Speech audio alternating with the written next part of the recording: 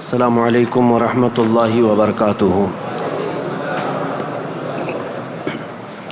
الحمد للہ الحنان المنان الذي خلق الانسان وعلمه البیان، والصلاة والسلام على رسوله سید الانس والجان وعلى آلہ واصحابہ ذوی الخیر والاحسان، اما بعد فاعوذ باللہ من الشیطان الرجیم، بسم اللہ الرحمن الرحیم۔ ان الدین عند اللہ الاسلام، صدق اللہ مولانا العظیم۔ بارگاہ رسالت مآب صلی اللہ علیہ وسلم میں درود پاک کا ہدیہ پیش کریں۔ اللہم صلی علی سیدنا و مولانا محمد معدن الجود والکرم وآلہ واصحابہ الکرام وابنہ الکریم وبارک وسلم صلاة دائمة سرمدا ابدا۔ ایک عرب نے آدمی کا بول بالا کر دیا، خاک کے ذروں کو ہمدوش ثریا کر دیا۔ خود نہ تھے جو راہ پر اوروں کے ہادی بن گئے، کیا نظر تھی جس نے مردوں کو مسیحا کر دیا۔ آج سے میرے عزیزو ہمیں تاریخ اسلام سننی ہے۔ اسلام کی نشو و نما اور اس کی ترویج و اشاعت اس دن سے ہی شروع ہو چکی ہے جس دن سب سے پہلے انسان آدم علیہ السلام نے اس روئے زمین پر قدم رکھا ہے۔ لیکن آج کے دور میں ہم اسلام نام سے جس دین کو جانتے اور پہچانتے ہیں وہ میرے آقا صلی اللہ تعالیٰ علیہ وسلم کی شریعت طاہرہ ہے۔ اسلام کی تاریخ سننے سے پہلے ہمیں تھوڑا پیچھے کے تمام حالات بھی جاننا ضروری ہے، کیونکہ اسلام کی ترویج و اشاعت اور اس کی تبلیغ کے لیے جو زمین منتخب کیا اللہ رب العزت نے، وہ عرب کی زمین ہے۔ عرب دنیا کے جغرافیہ میں کیا حیثیت رکھتا ہے، اس کی سچویشن جو ہے وہ کتنی امپورٹنٹ ہے، وہ سمجھنا ضروری ہے۔ تو سنگلاخ زمین ہے، صحرا، پانی کی قلت، یہ تمام چیزیں عرب میں موجود ہیں، لیکن اسلام کی ترویج و اشاعت کے لیے اس زمین کو منتخب کیا گیا ہے۔ پہلی بات تو اگر میں اس تاریخ کی ابتدا کے لیے کہوں تو ظاہر سی بات ہے، کل ہم نے عرض کیا اسلام آدم علیہ السلام سے چلا، لیکن عرب کی سرزمین پر یہ دین ابراہیمی کے نام سے آیا۔ سب سے پہلے سیدنا ابراہیم خلیل اللہ علیہ الصلاۃ والتسلیم، اس وقت اللہ تبارک و تعالیٰ نے آپ کو مبعوث فرمایا جب دنیا میں کفر و شرک اور گمراہی و ضلالت پھیل چکی تھی، لوگوں میں کثرت سے اپنی عبادت کروانے کا رواج ہو چکا تھا۔ جیسے کہ نمرود کا زمانہ تھا، وہ طاقت و قوت کے بل بوتے اپنی عبادت کرنے پر لوگوں کو مجبور کرتا۔ اس دور میں سیدنا ابراہیم علیہ السلام تشریف لائے عراق بابل کے شہر میں، عراق کا ایک شہر بابل میں، اور وہاں سے آپ نے نور ہدایت کو منور کیا، ایک خدائے واحد کی عبادت کی طرف لوگوں کو بلایا۔ آپ کی آبادی دشمن ہوئی، خاندان دشمن ہوا، بادشاہ دشمن ہوا، بدلے میں آپ کو آگ میں جھونک دیا گیا۔ آپ وہاں سے نکل کر مصر چلے گئے۔ مصر کی سرزمین کو آپ نے اپنا جائے قیام بنایا، وہیں پر رہنے لگے۔ آپ کی شادی حضرت سارہ سے ہوئی، اولاد نہیں تھی برسوں تک۔ پھر حضرت ابراہیم علیہ الصلاۃ والتسلیم کی مخالفت میں بہت سارے لوگ تھے، حکمران تھے، بادشاہ تھے۔ ایک وقت ایسا آیا کہ مصر کا ایک بادشاہ جو آپ کی مخالفت میں بہت زیادہ آگے تھا، لیکن اللہ تعالیٰ نے اس کے سینے کو نور ہدایت سے روشن کیا، پھر وہ آپ کی عزت و تکریم کیا۔ پھر اس بادشاہ نے اپنی بیٹی ہاجرہ کو ابراہیم علیہ السلام کے ساتھ بیاہ کر دیا۔ شروع سے میں تاریخ میں چل رہا ہوں، سب کو ذہن حاضر رکھنا ضروری ہے کہ حضرت ابراہیم علیہ السلام کو حضرت ہاجرہ دوسرے نکاح میں آئیں، یہ بادشاہ کی بیٹی تھیں، اور ہوا یہ کہ دو بیویاں ایک گھر میں رہیں، معاملات الگ ہو جاتے ہیں۔ تو جب معاملات بدلنے لگ گئے تو حضرت ہاجرہ کہ گھر میں ایک بیٹا پیدا ہوا جو حضرت اسماعیل علیہ السلام ہے. تو حضرت ابراہیم علیہ السلام کو حکم الہی ہوا کہ اس ماں اور بیٹے کو الگ رکھا جائے اور پہلی بیوی کو الگ رکھا جائے. تو ابراہیم علیہ السلام حضرت سارہ کو مصر میں ہی چھوڑ دیے اور حضرت ہاجرہ اور حضرت اسماعیل علیہ السلام کو لے کر عرب کی سرزمین میں داخل ہوئے. یہاں سے عرب کی تاریخ شروع ہوتی ہے. عرب کی سرزمین کو آباد کرنے والے پہلے انسان ابراہیم علیہ السلام ہیں. عرب میں بھی ساری زمین کا انتخاب نہیں، عرب کا جو مرکزی علاقہ تھا وہ مکہ مکرمہ تھا. مکہ مکرمہ اور خانہ کعبہ جو آج جہاں پر ہے وہ دنیا کے مرکز میں واقع ہے، سینٹر میں واقع ہے. ابراہیم علیہ السلام وہاں تشریف لائے. اس وقت کوئی آبادی نہیں تھی، کسی کا گھر نہیں تھا، کوئی مکان نہیں. خانہ کعبہ پرانی شکل میں جو فرشتوں کا بنایا ہوا، آدم علیہ السلام کا بنایا ہوا، نوح علیہ السلام کا بنایا ہوا مٹی کی شکل میں موجود تھا. ابراہیم علیہ السلام وہاں پر اپنی بیوی اور اپنے بیٹے کو ایک چھوٹا سا گھر بنا کر دے دیتے ہیں، بغیر چھت کا مکان تھا. پھر اس کے بعد وہ وہاں سے چلے گئے، پھر دوبارہ آتے رہے جاتے رہے. اسماعیل علیہ السلام کی عمر جب سن بلوغت کو پہنچی تو ابراہیم علیہ السلام کو حکم ہوا کہ اس خانہ کعبہ کی تعمیر کی جائے. تو ابراہیم علیہ السلام نے اپنے بیٹے حضرت اسماعیل علیہ السلام کے ساتھ مل کر کے خانہ کعبہ کی تعمیر کی. آپ کو بانی کعبہ بھی کہا جاتا ہے. دو ہی باپ اور بیٹے نے مل کر پورے خانہ کعبہ کی تعمیر کی. اس کی دیواریں اونچی کی، جس کا ذکر قرآن پاک میں بھی موجود ہے. اس ایک پتھر پر کھڑے ہو کر کے آپ تعمیر کرتے تھے، جس کو آج مقام ابراہیم کہا جاتا ہے. پتھر جیسے جیسے دیواریں بلند ہو جاتا، جب آپ کے اترنے کا وقت ہوتا پتھر نیچے ہو جاتا. جب تعمیر مکمل ہو گئی خانہ کعبہ کی تو پھر ابراہیم علیہ السلام نے دعا کی کہ اللہ اس آبادی کو ہری بھری کر دے، شاد و آباد کر دے، اور یہاں رہنے والوں کو ہر قسم کے پھل اور میوہ جات سے تو ان کو رزق عطا فرما. آپ کی دعا قبول ہوئی. جو بے آباد علاقہ تھا، اب سنیں تاریخ کہاں سے شروع ہو رہی ہے. بے آباد علاقہ، کوئی آبادی نہیں تھی. ایک قبیلہ آیا جو تجارت کے لیے کہیں کا سفر کر رہا تھا. چونکہ وہاں پر زمزم کا کنواں بھی تھا. تاریخ میں آپ کو پتہ ہے حضرت اسماعیل علیہ السلام کی ایڑیوں سے زمزم کا کنواں نکلا، اور وہ پانی کا سوتا چشمہ ایسا تھا کہ کنٹینیو جاری، بلکہ آج تک جاری ہے. تو ایک قبیلہ وہاں سے سفر کر رہا تھا جس کو قبیلہ بنو جرہم کہا جاتا ہے. وہ وہاں کی خوبصورتی کو دیکھ کر، وہاں کے پانی کی فراوانی کو دیکھ کر وہیں پڑاؤ ڈال لیے اور وہیں رہ گئے، بس گئے. یہ پہلا قبیلہ ہے جو مکہ میں آباد ہوا، قبیلہ بنو جرہم. پھر حضرت اسماعیل علیہ السلام نے اسی قبیلے کی ایک لڑکی سے شادی بھی فرمائی، اور حضرت اسماعیل علیہ السلام کے گھر میں 12 بیٹے پیدا ہوئے. آپ کی اولاد اب بڑھتی گئی. عرب سرزمین میں سب سے پہلی یہ نسل ہے، عرب کو آباد کرنے والی پہلی نسل اسماعیل علیہ السلام کی ہے. قبیلہ بنو جرہم کے ساتھ آپ آباد ہوئے مکہ مکرمہ میں. اب ان کی نسل اتنی بڑھتی گئی کہ اسماعیل علیہ السلام کے بیٹے تھے نابت.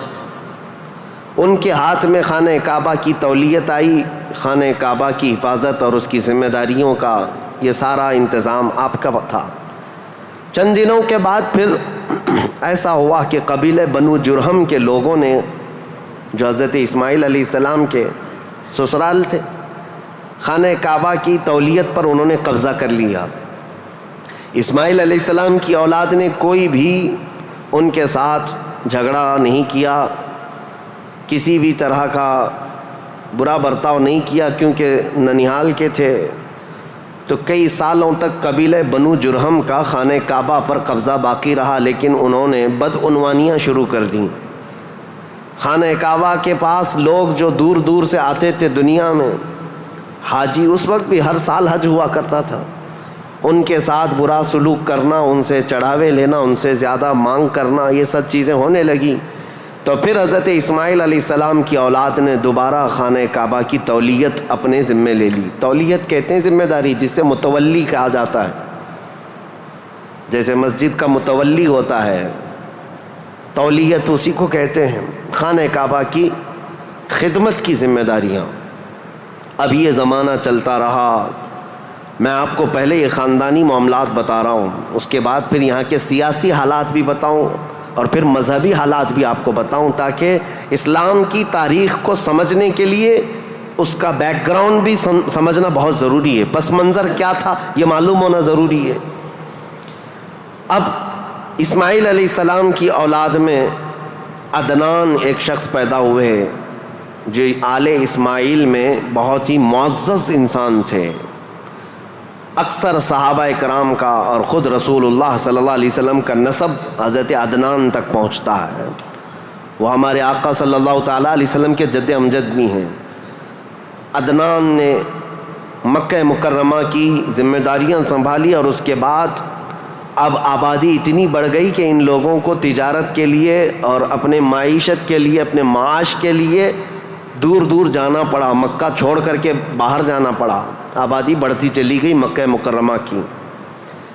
اور اس کے بعد زمانے کے صبح شام گردش لیل و نہار جس کو کہتے ہیں، آتے گئے ایسے کہ آل اسماعیل علیہ السلام کی اولاد کا قبضہ یا ان کی خدمت کا معاملہ خانہ کعبہ پر ڈھیلا پڑتا چلا گیا۔ پھر کوئی دوسرا قبیلہ آیا، بنو خزاعہ، انہوں نے خانہ کعبہ کی تولیت اپنے حصے میں لے لی۔ اب جو اصل تاریخ شروع ہوتی ہے وہ میں بتانا آ رہا ہوں۔ تو برسوں برس اسی طرح سے گزرتے گئے اور پھر ایک شخص پیدا ہوئے جن کا نام فہر تھا۔ یہ اسماعیل علیہ السلام کے اولاد میں فہر نام ہے۔ فہر کا ایک لقب تھا قریش، اور یہیں سے قریش خاندان کی ابتدا ہوتی ہے۔ قریش ان کا لقب تھا اور اصل نام تھا فہر بن غالب۔ تو حضرت فہر جو رسول اللہ صلی اللہ علیہ وسلم کے پردادا ہوتے ہیں، یہ پیدا ہوئے اور ان کی اولاد ہوئی، اور اس کے بعد اب قریش خاندان کی ابتدا ہوئی، لیکن جگہ جگہ یہ لوگ منتشر ہو گئے، کچھ مکہ میں رہے، کچھ باہر رہے، لیکن خانہ کعبہ کی تولیت کی اور وہاں کا سارا قبضہ جو ہے بنو خزاعہ قبیلے کے ہاتھ میں تھا۔ پھر زمانہ بدلتا ہوا یہاں تک پہنچا کہ اسماعیل علیہ السلام کی اولاد میں یعنی قریش خاندان میں ایک شخص پیدا ہوئے جن کا نام قصی تھا۔ یہ تاریخ کے بہت اہم آدمی ہیں، بہت اہم ترین شخصیت ہے قصی۔ ساری سیاست عرب کی وہیں جا کر ختم ہوتی ہے۔ قصی ایک کلاب کے بیٹے تھے، لیکن ایسا ہوا کہ باپ کا انتقال جلدی ہو گیا۔ قصی جو ہے بنو عزرا قبیلے میں ہی پرورش پائے، اپنے ننیال میں جوان ہوئے تو آپ کو بتایا گیا کہ تمہارا خاندان تو اسماعیل علیہ السلام کا خاندان ہے اور خانہ کعبہ کے وہ ذمہ دار رہے ہیں، متولی رہے ہیں۔ تو وہ اپنے ننیال کو چھوڑ کر کے جب مکہ آئے تو قصی یہ جوان تھے، بھرے جوان تھے۔ آتے ساتھ ان کے اندر وہ ہنر تھا، پیشانی میں وہ چمک تھی کہ جو دیکھتا دیکھتا رہ جاتا۔ ظاہر سی بات ہے وہ چمک کسی اور کی نہیں تھی، وہ نور مصطفیٰ کی تھی۔ قصی نے آتے ساتھ ہی لوگوں کو اپنی طرف مائل کر لیا، لوگ جوق در جوق قصی کے گرویدہ ہو گئے۔ پھر قصی نے سارے قریش کو جو ادھر ادھر منتشر تھے سب کو مکہ میں جمع کر دیا، اور بنو خزاعہ قبیلے کے ہاتھ میں جو خانہ کعبہ کی تولیت تھی اس کو حاصل کر لیا۔ اب دوبارہ حاصل کرنے کے بعد اب تک مکہ مکرمہ میں یا خانہ کعبہ کی خدمت اور حرم میں جو معاملات چلتے تھے وہ یوں ہی چلتے تھے، جو ذمہ دار ہے اس نے جو دیکھ لیا وہ کر لیا۔ لیکن قصی نے باضابطہ ڈپارٹمنٹ بنائے، شعبے بنائے، حکومت کا اسٹیبلشمنٹ جس کا طرح ہوتا ہے پورا انہوں نے بنایا۔ انہوں نے ذمہ داریاں بانٹیں، سقایا، رفادہ، سدانہ، یہ سب نام رکھے گئے ہیں، یعنی انہوں نے شعبے ایسے بانٹ دیے، ڈپارٹمنٹ تبدیل کر دیے گئے کہ یعنی کئی قبیلوں کو جمع کیا مکہ میں اور کہا جب کبھی کہیں جانے کی ذمہ داری ہوگی، جھنڈا اٹھانے کی ذمہ داری، وہ ایک بہت اہم ذمہ داری ہوتی تھی، وہ ایک قبیلے کو سونپ دیا۔ اور ہر سال جو حاجی آتے ہیں مینا میں ان کو پانی پلانا اور کھانا کھلانا، اس کو سقایا کہا جاتا تھا، وہ ایک قبیلے کی ذمہ داری دے دی گئی، سقایا، یہ ڈپارٹمنٹ پوری منسٹری ہو گئی۔ اور اس کے بعد رفادہ، یہ ایک ذمہ داری ہے جو حاجی آیا کرتے ان کو پیسوں کی ضرورت ہوتی، کہیں دور دراز سے سفر سے آئے ہوتے ان کی مالی مدد کی ضرورت ہوتی، وہ ایک خاندان کے ہاتھ میں دے دیا گیا۔ یہ رفادہ ایک منسٹری کا نام ہے، وہ اس منسٹری کے ذمہ دار ایک قبیلے کو بنایا۔ پھر اس کے بعد سدانہ، خانہ کعبہ کی حفاظت، اس کے غلاف کو تبدیل کرنا، اس کی چابی کی ذمہ داری، اس کو کھولنا بند کرنا، اس کی صفائی کرنا، وہ بھی ایک قبیلے کے ذمے میں دے دیا۔ وہ باضابطہ ایک منسٹری بنائی گئی، ایک وزارت تھی، اور اس کے علاوہ تقریباً انہوں نے 26 منسٹریاں بنائی تھیں، شعبے بنائے تھے۔ کون؟ حضرت قصی۔ یہ دنیا میں سب سے پہلے اس طرح شعبے جات کو تقسیم کر کے، جیسے ایک جمہوری نظام ہوتا ہے، ایک ڈیموکریسی نظام ہوتا ہے، اس طرح سے آپ نے بنایا۔ اور حضرت قصی کی یہ مہارت تھی کہ پورے عرب میں آپ کا، بلکہ ہر جگہ آپ کا چرچا ہونے لگا۔ اور حضرت قصی نے اس چیز کو اتنے اونچے لیول تک لے جا کر وہاں مکہ مکرمہ کو پوری دنیا میں متعارف کیا کہ لوگ یہاں کی خدمتیں دیکھنے کے لیے آیا کرتے تھے، ہر قبیلے کو الگ ذمہ داریاں تھیں۔ یہ تاریخ ہے۔ اس کے بعد قصی جلدی ہی انتقال کر گئے، حالانکہ ان کو زیادہ وقت نہیں ملا، ان کا زیادہ وقت نہیں تھا۔ ان کی شادی ہوئی، شادی ہونے کے بعد ان کے گھر جو بیٹے پیدا ہوئے ہیں وہ 2 بیٹے تھے، ایک عبد الدار اور ایک عبد مناف۔ قصی نے اپنی ساری ذمہ داریاں، اپنی جانشینی عبد مناف کو دے دیا۔ عبد مناف یہ بہت ہی پاکیزہ اخلاق کے انسان تھے اور لوگوں میں بہت ہی معزز تھے، مکرم تھے۔ عبد مناف کے ذمے میں جو کام آئے تھے وہ جس طرح ان کے باپ قصی نے بانٹے تھے۔ اس کے بعد عبد مناف کے بیٹے پیدا ہوئے جو عرب قبیلوں میں نہیں، قریش خاندان میں سب سے افضل انسان سمجھے جاتے تھے، وہ حضرت ہاشم ہیں۔ ہاشم، ان کا لقب ہاشم اس لیے تھا کہ یہ اتنے فیاض تھے، اتنے سخی تھے کہ اپنا مال کا اکثر حصہ پورا حاجیوں کو کھلانے میں تقسیم کرتے تھے۔ ایک بار عرب میں قحط پڑ گیا تھا، لوگ بھوکے تھے اور لوگوں کے پاس مال و دولت کی کمی بہت زیادہ آ گئی، تو حضرت ہاشم نے سال بھر روٹیوں کے ٹکڑے کر کے ان کو شوربے میں ڈبو کر لوگوں کو پیٹ بھر کر کھلاتے تھے، اس لیے آپ کا لقب ہاشم ہوا۔ ہاشم اس ذمہ داری کو اس طرح سے سنبھالتے ہیں کہ خانہ کعبہ کی تولیت وغیرہ عبد الدار کے پاس تھی۔ سقایہ، رفادہ، جس کو میں ابھی نام دے کر کے جو منسٹریاں بتایا کہ یہ الگ الگ قبیلوں کے ذمے تھی، تو عبد الدار جو ایک ان کے پردادا کے ہی خاندان میں لوگ تھے، انہوں نے بدعنوانیاں شروع کی تھیں، ٹیکس لگایا، حاجیوں سے پیسہ لیا، یہ تمام چیزیں ہونے کی وجہ سے حضرت ہاشم نے وہ ذمہ داریاں بھی اپنے ہاتھ میں لے لیں۔ اب قریش خاندان میں حضرت ہاشم کے پاس جو ذمہ داریاں تھیں وہ یہ تھیں کہ آپ رفادہ یعنی حاجیوں کو مالی مدد دینے کے بھی آپ ہی ذمہ دار تھے، سقایہ، مینا میں حاجیوں کو پانی پلانے کے ذمہ دار بھی آپ ہی تھے، اور سدانہ، خانہ کعبہ کی چابی اور کلید بردار جو کہتے ہیں وہ بھی ذمہ داریاں آپ نے لے لی تھی۔ اتنا ہی نہیں، ندوہ ایک وہاں کی ایسی بیٹھک کا نام ہے جو عدالت بھی ہے، پارلیمنٹ بھی ہے، مشورے کی جگہ ہے، جہاں سب کے فیصلے کیے جاتے تھے، وہ بھی حضرت ہاشم کے ذمے میں تھی۔ حضرت ہاشم، ان کا بھی معاملہ ایسا ہوا کہ انہوں نے شادی فرمائی اور ان کے ہاں ایک ہی بیٹا پیدا ہوا جن کا نام شیبہ تھا۔ حضرت ہاشم کے گھر ایک بیٹا پیدا ہوا شیبہ، اور اس کے بعد حضرت ہاشم کا انتقال ہو گیا۔ شیبہ بچپن میں ہی اپنے باپ سے محروم ہوئے، اور ان کے چچا تھے مطلب، جن کا نام تھا، ہاشم کے بھائی، سگے بھائی تھے۔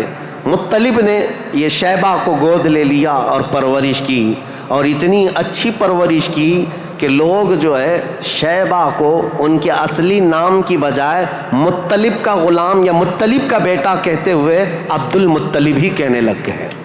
یہ عبد المطلب میرے آقا صلی اللہ تعالیٰ علیہ وسلم کے سگے دادا ہیں، عبد المطلب، ان کا اصل نام شیبہ ہے۔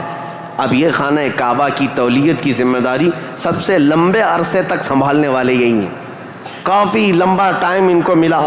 عبد المطلب کے زمانے میں ہی وہ اصحاب فیل کا واقعہ پیش آیا، جو ابرہہ بادشاہ خانہ کعبہ کو ڈھانے آیا تھا، یہ حضرت عبد المطلب کے زمانے میں پیش آیا۔ حضرت عبد المطلب کے بھی تقریباً کافی اولاد ہوئیں، بیٹے ہوئے 12 کے قریب ان کی بھی اولاد ہوئیں. آپ نے ایک منت مانی تھی کہ اگر میں اپنے سارے بچوں کو جوانی کے حالت میں دیکھ لوں تو ان میں سے ایک بیٹا اللہ کی راہ میں قربان کر دوں گا.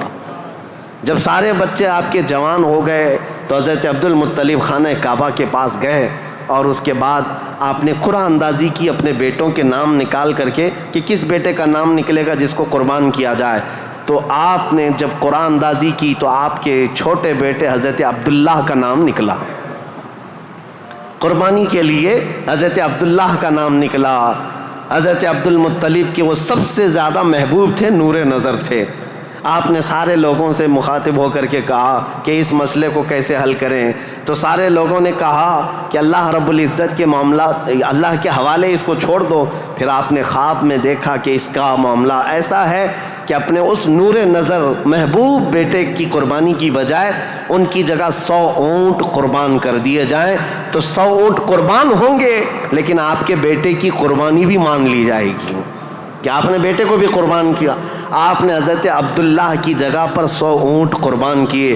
اسی لیے تو میرے آقا صلی اللہ علیہ وسلم نے ایک حدیث میں فرمایا ہے انا ابن الذبیحین، اے لوگوں میں 2 ذبیحوں کا بیٹا ہوں. ایک ذبیح اسماعیل علیہ السلام ہے، دوسرے ذبیح میرے باپ عبداللہ ہیں.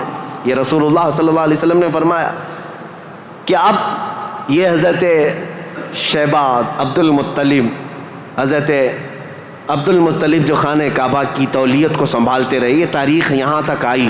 آل اسماعیل ہیں، یہ اسماعیل علیہ السلام کی اولاد. تاریخ کو میں نے شروع کیا تھا حضرت ابراہیم علیہ السلام سے. پھر اب حضرت عبد المطلب رضی اللہ تعالیٰ عنہ خانہ کعبہ کی تولیت سنبھالتے رہے اور اس کے بعد اپنے سارے بیٹوں کی شادیاں کیں. ان میں اپنے چھوٹے بیٹے حضرت عبداللہ کی شادی آپ نے کہ ایک قبیلہ جو مدینہ طیبہ میں آباد تھا وہب بن عبد مناف کا، ان کی بیٹی حضرت آمنہ سے کی، جو سب سے معزز قبیلے کی خاتون تھیں، پاکیزہ تھیں، طیبہ تھیں، طاہرہ تھیں. رسول پاک صلی اللہ تعالیٰ علیہ وسلم کے والد ماجد عبداللہ نے حضرت آمنہ سے شادی کی. یہ شادی بھی بڑی مشہور شادی ہوئی کیونکہ حضرت عبداللہ کو کئی عورتیں دیکھتی تھیں اور شادی کی خواہش رکھتی تھیں. مکہ میں کئی لوگوں نے پیغامات دیے تھے اور اس کے بعد جب حضرت آمنہ سے انہوں نے شادی کی تو ایک خاتون ہے جو حضرت عبداللہ کی شادی کے لیے بہت کوشش میں لگی تھی. انہوں نے حضرت عبداللہ کو دیکھا اور اس کے بعد کہا شادی کے بعد تمہاری پیشانی پر کوئی چیز چمکتی تھی وہ اب نظر نہیں آتی ہے، پہلے میں دیکھا کرتی تھی، جس پر میں گرویدہ تھی میرے عزیزو وہ چمک اور وہ نور کوئی اور نہیں میرے مصطفیٰ کا نور نبوت تھا جو آدم علیہ السلام سے چلتا ہوا آیا ہے اور ان کے باپ حضرت عبداللہ تک آیا. پھر حضرت عبداللہ حضرت آمنہ سے نکاح کر کے رہ رہے تھے اور تجارت کی غرض سے آپ حضرت عبداللہ ملک شام کی طرف جا رہے تھے.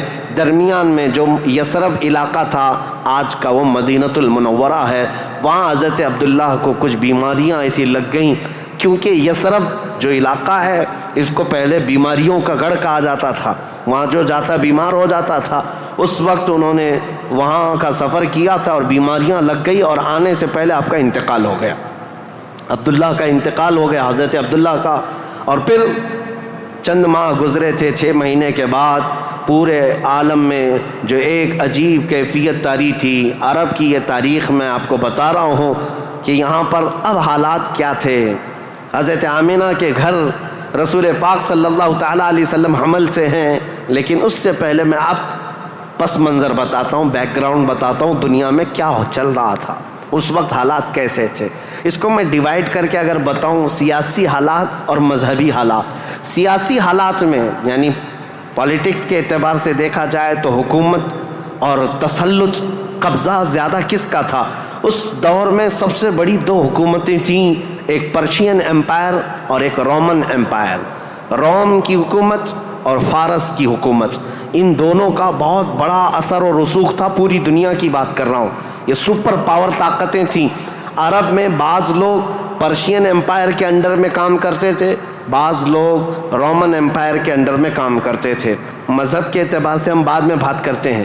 اب یہ حالات تھے کہ حکومت اور تسلط، قبضہ، سیاسی اثر و رسوخ سب سے زیادہ یہ 2 حکومتوں کا تھا جس کی وجہ سے آئے دن نئی نئی جنگیں ہوتی تھیں. رومن ایمپائر یہ چاہتی تھی کہ دنیا پورا قبضہ کر لیں، پرشین ایمپائر یہ چاہتے تھے کہ پوری دنیا ہم قبضہ کر لیں. اس آڑ میں دو سپر پاور کے ٹکراؤ میں پوری دنیا میں جنگیں روز روز چلتی رہتی تھیں. یہ حالات تھے سیاسی. عرب لوگوں کی خود کی کوئی حکومت نہیں تھی، ان کی خود کی کوئی حکومت نہیں تھی، لیکن وہی مکہ مکرمہ سے جو ان کے خاندانی حالات کی سرداری چلتی تھی بس. لیکن دنیاوی حکومت کے اعتبار سے یہ لوگ پرشین ایمپائر کے انڈر میں کام کرتے تھے یا پھر رومن ایمپائر کے انڈر میں کام کرتے تھے. یہ دو طرح کی حکومتیں چل رہی تھیں. اب مذہبی حالات کے اعتبار سے دیکھا جائے تو میں 4 حصوں میں تقسیم کرتا ہوں پوری دنیا کو.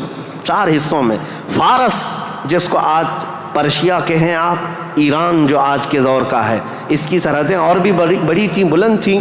پرشیا یا جس کو اس وقت پرشین ایمپائر کہا جاتا ہے. مذہبی حالات کیا تھے ان کے؟ مذہبی حالات اتنے خطرناک تھے کہ ان کے ہاں شروع سے کبھی ایک خدا کا تصور آیا ہی نہیں. یہ شرک میں ہی مبتلا رہی قوم ہے. ہمیشہ بتوں کی، ہمیشہ آگ کی پرستش کرنے میں سب سے زیادہ مشہور قوم ہے یہ پرشیا کے لوگ، یعنی فارس کے لوگ. آگ کی پوجا میں ان کا کوئی نام ثانی نہیں تھا. 1000 سال تک ایک آگ کو بجھنے نہیں دیتے تھے یہ لوگ. اس طرح کئی بت کدے تھے، کئی آتش کدے تھے. یہ فارس کے علاقے میں یہ حالات تھے کہ ایک خدا کا تو تصور ہی نہیں تھا، اور غلبہ ایسا تھا کہ جو حاکم ہوتا تھا اس کی عبادت کی جاتی تھی، جو مال والا ہے اس کے سامنے سجدے ہوتے تھے، جس کی طاقت ہے اس کے سامنے جھک جائے. یہ حالات پرشیا کے تھے. اور روما کے حالات کیا تھے؟ جو رومن ایمپائر ہے روم، یہاں پر عیسائی زیادہ طور پر آباد، اس زمانے میں بھی تھے، پہلے سے بھی، کیونکہ عیسیٰ علیہ السلام کے بعد ان کے حواریوں کے ذریعے سے جو دین پھیلا وہ روما میں زیادہ تھا، جو آج کا اٹلی ہے، یونان ہے اور جورجیا وغیرہ کے علاقے آج یہ سب رومن ایمپائر کے انڈر میں تھے، اور یہاں عیسائی زیادہ تھے. لیکن ایسے عیسائی کہ اصل عیسائی دین کو انہوں نے مسخ کر دیا تھا، ختم کر دیا تھا. جو دین الہی تھا، اللہ کا دین تھا، عیسیٰ علیہ السلام جو لائے تھے، اس کو انہوں نے اتنا خلط ملط کر دیا تھا کہ عیسیٰ علیہ السلام کے جگہ جگہ مجسمے، اسٹیچو بنائے ہوئے تھے. مریم علیہ السلام، سیدہ مریم رضی اللہ تعالیٰ عنہا کو انہوں نے ساتھ میں پوجنا شروع کر دیا. تثلیث کا عقیدہ، ٹرائنیٹی جس کو یہ کہتے ہیں، 3 خداؤں کا تصور ان کے گھر میں رواج پا گیا تھا. پورے روما میں یہی تھا. ایک خدا کی عبادت یہاں بھی ختم تھی. 2 بڑی طاقتوں کے انڈر میں شرک اور بت پرستی اور کفر بہت سر چڑھ کر بول رہا تھا. یہاں اللہ کو پہچاننے والے اور اللہ کی عبادت کرنے والے تقریباً ناپید ہو چکے تھے.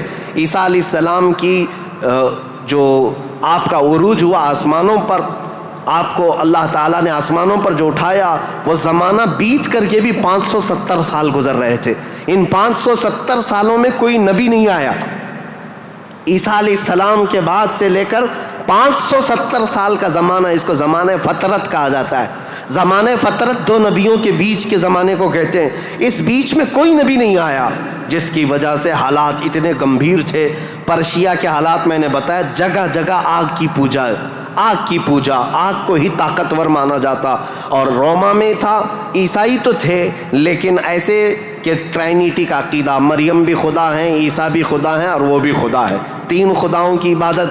اور اس کے علاوہ راہبوں کا، پادریوں کا حال تو یہ تھا، اللہ کی پناہ، وہاں کے جو عبادت خانے تھے، جو چرچ تھے، جو کلیسا تھے، وہ عبادت کے نہیں تھے، وہ عیاشیوں کے اڈے تھے. کوئی عورت جاتی تو ان کے ہاتھ میں بچ کے باہر نہیں آتی، اس کے ساتھ وہ منہ کالا کر لیتے. یہ جو بڑے بڑے راہب تھے ان کا حال یہ تھا. اور وہ سیاست میں بھی اس طرح ملوث تھے کہ جب تک کنیسہ میں یعنی چرچ میں کوئی شخص مال نہ لا کر کے دے، اس کے لیے بد دعائیں کرتے تھے، اس کی تباہی کا انتظام کرتے، بلکہ فوج کی سرکشی کے ساتھ ایسے لوگوں کو مار کر ختم بھی کر دیتے تھے. اور اس کو کہتے تھے کہ یہ جس کو جس طرح آج ہم یہاں پر دیکھ رہے ہیں دھرم دروہی ہے، دین چھوڑا ہوا آدمی ہے.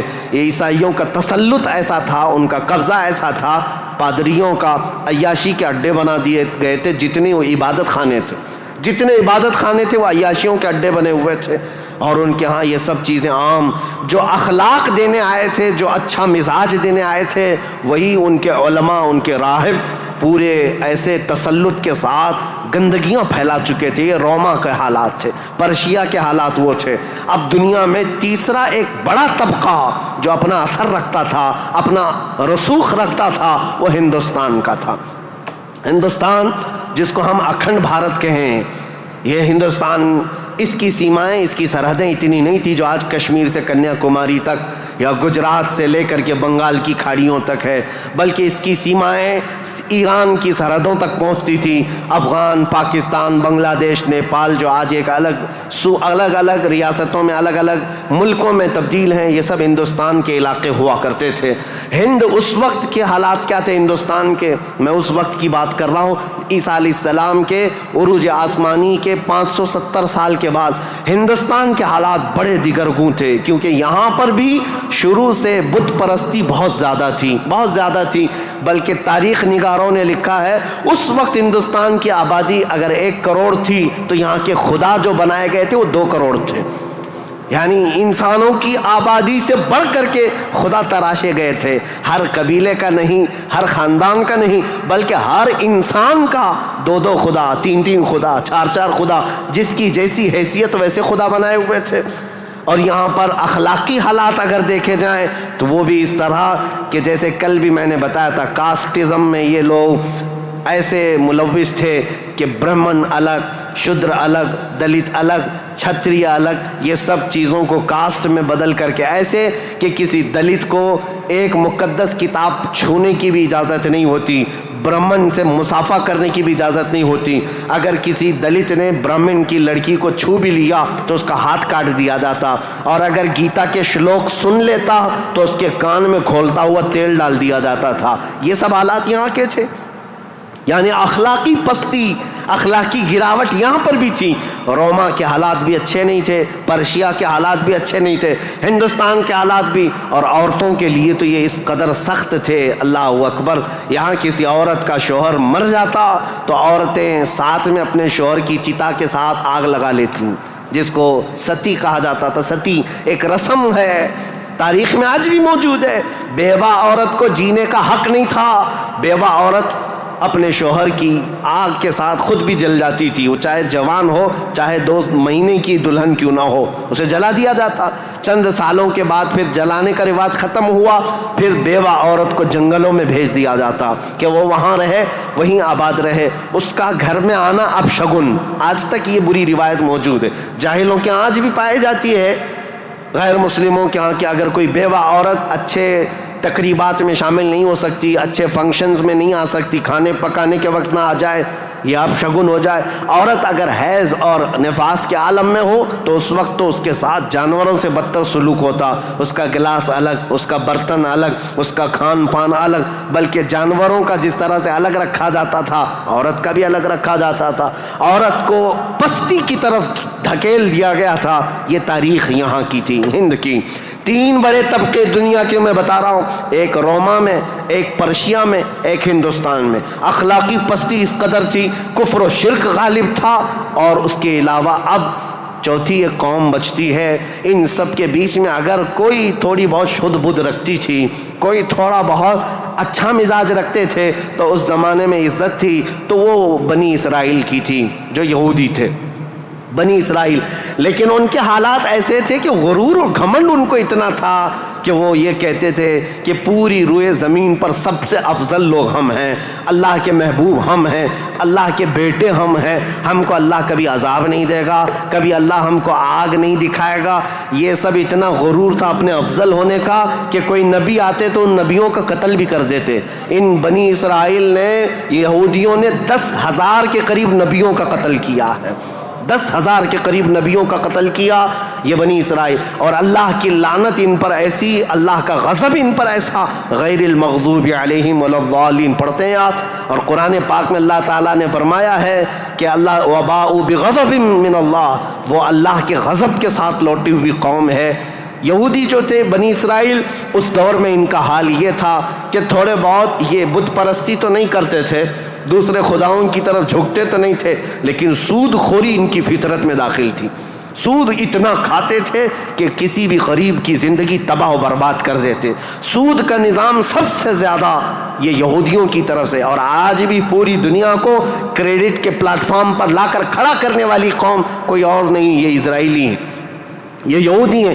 پوری دنیا کو کریڈٹ بانٹ کر کے، ان کو قرضہ دے کر کے، ادھار دے کر کے اس پر نفع لینا، اس پر انٹرسٹ کمانا، یہ یہودی فطرت میں داخل تھا.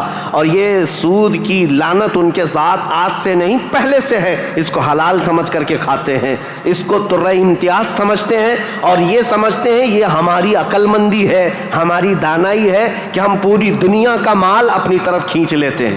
اس کو وہ اپنی عقل مندی سمجھتے ہیں، جبکہ اللہ کا غضب ہے ان کے ساتھ. یہ چوتھی قوم تھی جو برائیوں میں ملوث تھی، سود خوری میں ملوث تھی، نبیوں کا قتل، بلکہ کتابوں کو یوں پھینک دیتے، اگر ان کے مزاج کے مطابق کوئی مسئلہ نہیں ملتا تو پھینک دیتے اور کہتے یہ کتاب اللہ کی ہے نہیں. تورات کو نہیں مانتے، تلمود کو نہیں مانتے، جس کو آج اولڈ ٹیسٹمنٹ کہا جاتا ہے، یا بائبل کو نیو ٹیسٹمنٹ جو انجیل ہوا کرتی، ان کتابوں کو پھینک دیتے. ان کے مزاج کے مطابق اگر آیتیں ملتی تو ٹھیک ہے، نہیں تو پھینک دیتے. یہ چوتھی قوم تھی. اب دنیا کی یہ حالات تھے، دنیا میں یہ حالات جہاں جہاں دیکھیں عورتوں کا استحصال یا پھر زنا، شراب نوشی، یہ سب عروج پر تھے. روما میں، پرشیا میں، ہندوستان میں اور بنی اسرائیل یہودیوں کے درمیان. اب جو پانچویں قوم الگ بنتی ہے وہ عرب کی سرزمین پر تھی. عرب لوگ تھے، عرب جو آل اسماعیل ہیں، اسماعیل علیہ السلام کی اولاد. یہ آئے تھے اللہ تعالیٰ کے منتخب زمین پر، لیکن کثرت سے ان کے ہاں بھی برائیاں گھر کر گئی تھیں. یہ ایسے ہو گئے تھے کہ ان کے ہاں بتوں کی تراشنے کی عادت بڑھ گئی. انہوں نے اپنے ہاتھوں سے خدا بنا لیے تھے. خانہ کعبہ جو مرکز تھا وحدانیت کا، اس خانہ کعبہ کے اندر بھی انہوں نے بت رکھ دیے تھے. اور خانہ کعبہ کی چھت پر ایک بت ہوا کرتا تھا جس کا نام حبل تھا، ایک بت تھا جس کا نام عزا تھا. اس کی پوجا کرنا تو حج کے ارکان میں شامل کر دیا تھا، حج کے ارکان میں تھا عزا کی پوجا کرنا. یہ حبل وہاں پر تھا. لات ایک بت کا نام تھا، عزا تھا، منات تھا. یہ سب بتوں کے نام ہیں جو انہوں نے کوئی صفا مروہ پر رکھ دیے تھے، کچھ کو خانہ کعبہ کی چھت پر رکھا تھا، کچھ کو دروازے کے اندر رکھا تھا. طواف کرتے تھے ان بتوں کے سامنے آ کر کے، ننگے طواف کرتے تھے، بغیر کپڑے کے خانہ کعبہ کا طواف کرتے، ایک ہاتھ آگے اور ایک ہاتھ پیچھے رکھ کر کے، مرد ہو کہ عورتیں ہو، اس طرح سے وہ خانہ کعبہ کا طواف کرتے. یہ برائیاں ان کے ہاں بہت اخلاقی پستی میں گرتے چلے آئے. اور اس کے بعد یہ بت پرستی اتنے عروج پر ہو گئی، اتنے عروج پر ہو گئی کہ یہ اپنے خداؤں کے چڑھاوے اتنے چڑھاتے تھے. دور دراز سے لوگ آتے تھے تو سال میں ایک مرتبہ ان خداؤں کے نام پر انسانوں کی بلی بھی چڑھتی تھی. کوئی جوان منتخب کر لیا جاتا اور وہ خوشی سے تیار ہوتا، اپنی گردن اس کی رکھ دی جاتی، مینا کی وادی میں اس کو ذبح کر دیا جاتا، کاٹ کر کے اس کا خون بتوں کو لگا دیا جاتا. اور یہ کہتے کہ ہم مقرب ہو رہے ہیں، ہم مکرم ہو رہے ہیں، ہم عزت والے ہو رہے ہیں. یہ تمام چیزیں تھیں. اور اس کے علاوہ ان کے ہاں شراب بہت زیادہ عام تھی. چوری کرنے والے کچھ قبیلے خاص تھے عرب میں، اور ان کا پیشہ ہی تھا راستے پر رکنا اور جاتے آتے قافلوں کو ڈاکہ زنی کرنا اور مال لوٹنا. اور اس کے علاوہ عورتوں کے لیے ان کے ہاں بھی اچھے حالات نہیں تھے. عورتوں کو تو مشین سمجھتے تھے. شادی کا کوئی ایک سسٹم نہیں تھا. کوئی مرد چاہے تو 100 رکھ لے، کوئی 50 رکھ لے، کوئی 60 رکھ لے. نہ شادی کا کوئی سسٹم ہے، جتنی عورتیں چاہے وہ رکھ سکتا تھا. اور پھر اس کے علاوہ عورتوں کے ساتھ سارا سلوک تو تھا ہی، لیکن وہ ایسے بدبخت تھے کہ بیٹی کے پیدا ہونے پر ناک بھون سکیڑتے تھے. بلکہ کئی ایسے عرب قبیلے تھے جو بیٹی کے پیدا ہوتے ہی اس کی گردن مروڑ کر کے اس کو زندہ دفن کر دیتے تھے. یہ عرب کی سرزمین پر پائے جانے والی چیزیں. شراب کو 60 سال 70 سال پرانی شراب جمع کر کے پینے کو فخر محسوس کرتے. اور جوا ایسے کھیلتے تھے، ایسے کھیلتے، حرم کی سرزمین پر جوا کھیلتے. اور بازی میں کیا کیا لگاتے. بازی میں صرف پیسہ نہیں لگاتے، اپنی عورتیں بھی بازی میں ہار دیتے تھے. کوئی جوے میں کسی کی عورت جیت لیتا، کسی کی بیٹی جیت لیتا، کوئی کسی کی بہن جیت کر کے آتا. یہ قمار بازی، یہ جوا بازی اس قدر عام تھی. میں نے دنیا کے یہ سطحی حالات مختصر انداز میں آپ کے سامنے رکھے. سیاسی حالات میں اثر و رسوخ 2 طاقتوں کا تھا، پرشین امپائر اور رومن امپائر.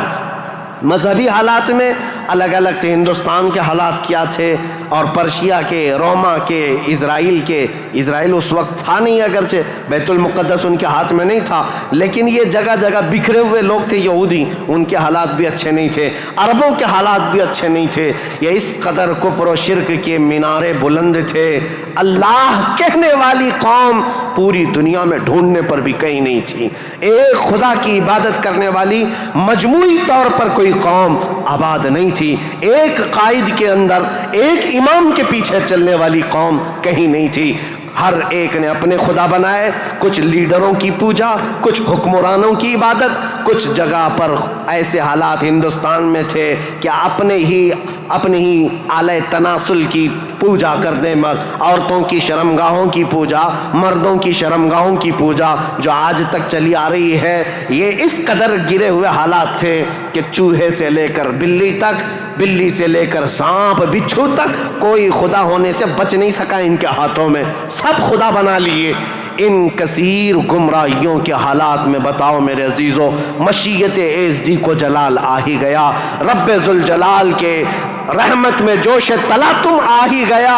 جب حالات اس قدر دیگرگو خراب تھے تو پھر رب ذوالجلال نے اس زمانے فطرت کو ختم کرتے ہوئے عیسیٰ علیہ السلام سے جو زمانہ چل رہا تھا، 570 سال گزر گئے، اللہ نے کوئی نبی نہیں بھیجا. حالات جب اس قدر خراب ہو گئے، رب ذوالجلال کی مشیت کو، اس کی رحمت کو جوش آیا. پھر مولا نے مکہ مکرمہ کی سرزمین کو منتخب کیا، اور پھر اللہ نے اس سرزمین کو منتخب کرتے ہوئے عظیم خاندان قریش کو منتخب کیا. قریش کے خاندان میں سے اللہ نے بنو ہاشم کو منتخب کیا. بنو ہاشم سے عبد المطلب اور عبداللہ کے گھر کو منتخب کیا. عبداللہ کے گھر سے بی بی آمنہ کے بطن کو منتخب کیا. اور پھر رب ذوالجلال نے تاریخ کی ان کالے اندھیروں کو ہمیشہ کو ختم کرنے کے لیے بی بی آمنہ کے بطن سے 12 ربیع الاول کو نور نبوت کو ظہور فرمایا، نور نبوت کو ظاہر فرمایا. تاریخ کا یہ وہ دن ہے جو پوری دنیا کا انقلاب لا چکا تھا. ایسی روشنی لا چکا ہے، ایسی روشنی کہ میں نے تقریر شروع کرنے سے پہلے ہی یہ بات عرض کر دی تھی. ایک عرب نے آدمی کا بول بالا کر دیا، خاک کے ذروں کو ہمدوش ثریا کر دیا. خود نہ تھے جو راہ پر اوروں کے ہادی بن گئے، کیا نظر تھی کہ جس نے مردوں کو مسیحا کر دیا. یہ سارا نور نبوت کا کمال ہے. یہاں سے تاریخ اسلام کی اب باضابطہ شروعات. اس لیے مجھے یہ پس منظر بیان کرنا ضروری تھا، یہ بیک گراؤنڈ بتانا ضروری تھا. سیاسی حالات کیا تھے، مذہبی حالات کیا تھے. اب تھوڑا جغرافیائی حالات بھی میں آپ کو بتا دوں. عرب کی لوکیشن کیا ہے. عرب کا لوکیشن جو ہے وہ دنیا کے بیچوں بیچ واقع ہے. عرب ایسی جگہ پر واقع ہے، اس کا 3 حصہ سمندروں سے ملا ہوا ہے اور 1 حصہ خشکی سے ہے. سمندر بھی بڑے بڑے سمندر اس کو گھیرتے ہیں. ویسٹ کی طرف قلزم سی جس کو کہتے ہیں بحیرہ قلزم، یہ آباد ہے. اور میڈیٹرین سی جس کو بحیرہ روم کہا جاتا ہے یا بحر متوسط کہتے ہیں، یہ پورا سمندر عرب سے لگتا ہے. اور اس کے ایسٹ کی طرف، مشرق کی طرف ہند مہاساگر جس کو کہتے ہیں انڈین اوشین، یہ آباد ہے. اور اس کے علاوہ اس کے جنوب کی طرف بھی انڈین اوشین ہے. یہ سمندر پورا گھیرا ہوا ہے عرب. اور جو شمال کا حصہ ہے، جو خشکی ہے، یہ ملک شام، یمن اور عدن یعنی اردن تک پھیلا ہوا اس کا حصہ ہے.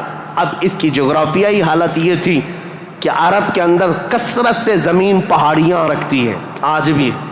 اگرچہ مکہ میں انہوں نے کھود کھود کر پہاڑیوں کو ختم کیا ہے، لیکن آپ کو ایک سروے کے مطابق میں بتاؤں، آج کے فی الواقع عرب شریف کے اندر 20 لاکھ پہاڑیاں ہیں.